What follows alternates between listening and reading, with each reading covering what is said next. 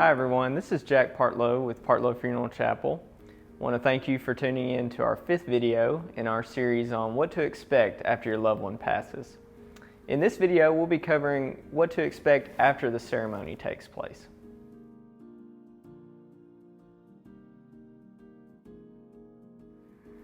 The events following a ceremony can vary depending on which form of disposition you and your family selected for your loved one. Disposition refers to the plan for your loved one's remains after their passing and can include burial, cremation, or other forms of disposition.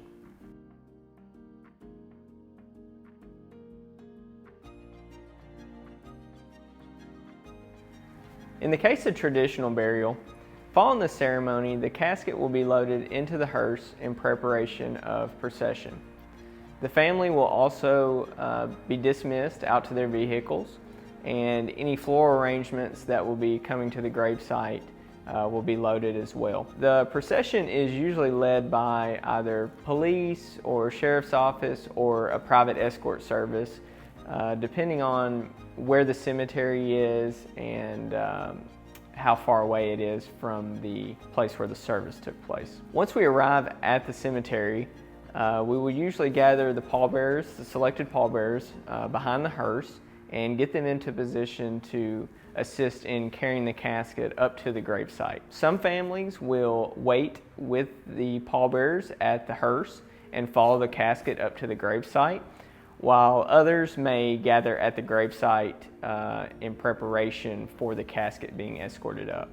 Before the burial actually takes place, the minister or officiant that spoke at the ceremony will usually say just a few words to finalize everything. In the case of if the ceremony did not take place before the gravesite meeting in a gravesite service, the entire service will take place there at the gravesite.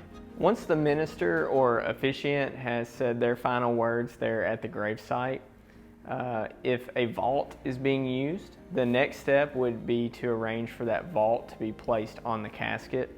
There's a few different types of vaults that we plan on going into detail on in future videos, but at this time, usually the vault will be placed on top of the casket in preparation of it being lowered into the ground. Once either just the casket or the casket and vault are lowered into the ground, the next step is for covering of the grave by the grave diggers.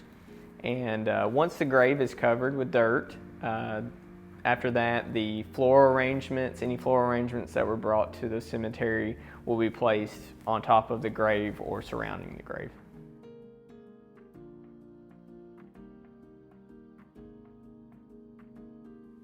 If your loved one is to be cremated, the events following the ceremony can vary depending on what took place at the ceremony. In the case, if your loved one was embalmed and viewed prior to the cremation and they were present at the ceremony, following the ceremony, it would be very similar to occurrences after traditional burial ceremony. The casket would be closed and then it would be escorted out to the hearse and loaded up. But instead of proceeding to a cemetery, we would proceed back to our on-site cremation center where your loved one would stay until the cremation process takes place. In the case of your loved one's body not being present at the ceremony, it really depends what the final disposition was for the ashes.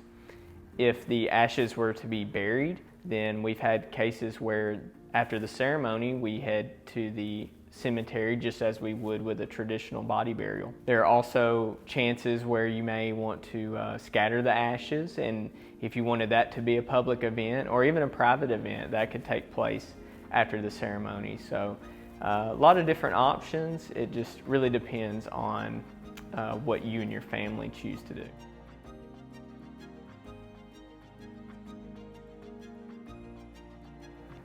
So far in this video, we've pretty much exclusively talked about in-ground burial and cremation following a ceremony or taking place before a ceremony.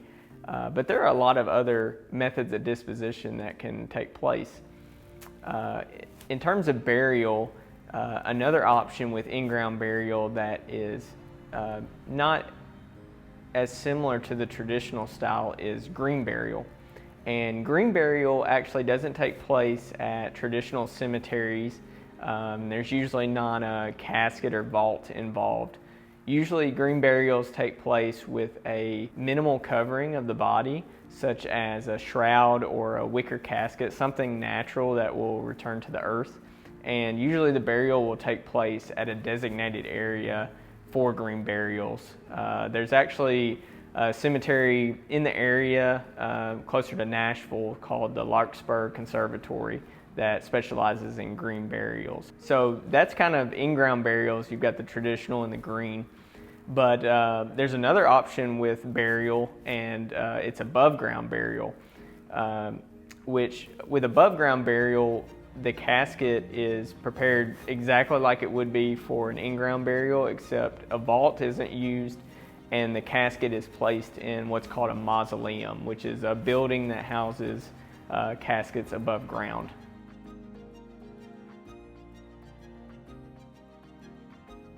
So that's pretty much it for burial. As far as cremation goes, there are a lot of different options as to, after the cremation takes place, what the next steps are in terms of final disposition of cremains. We talked a little bit earlier about the cremains being placed in an urn and that being displayed at the ceremony. But there's also options with that urn to either take it back with you and your family and keep that at home, or also have that urn buried just as you would with a casket. And a lot of people have their urns buried along with their loved ones on top of their casket if their loved one is buried. So a lot of different options there with burial of cremains. Some other options as far as methods of final disposition with cremated remains. You can place the cremated remains in some sort of jewelry. They can be placed in scattering tubes and scattered in a favorite place of the person who has passed away. Another option that's came on fairly recently is the ability to take cremated remains and form them into solidified stones and keep those stones as a memory of that person. So very, very cool things that can be done with cremated remains. You can also bury them in a pod that will one day grow a tree. There are a ton of different options, and in future videos we plan on going into a lot of those options and kind of highlighting the benefits of all the things you can do with cremated remains to remember your loved one that's passed. Another option in terms of methods of disposition is donation. And some people will donate their body to science, and that just helps in education and medical education and resources for the future. Just want to thank you guys so much for tuning in to this 5th video in our series on what to expect after your loved one passes. In the next video, we'll dive into some of the tasks that have to be completed in the days and months following the loss of your loved one, including wrapping up any of their affairs that may need to be done and just finalizing the entire process. If you enjoyed this video or had any questions or concerns come up while watching, please feel free to reach out, and otherwise we'll see you in the next video.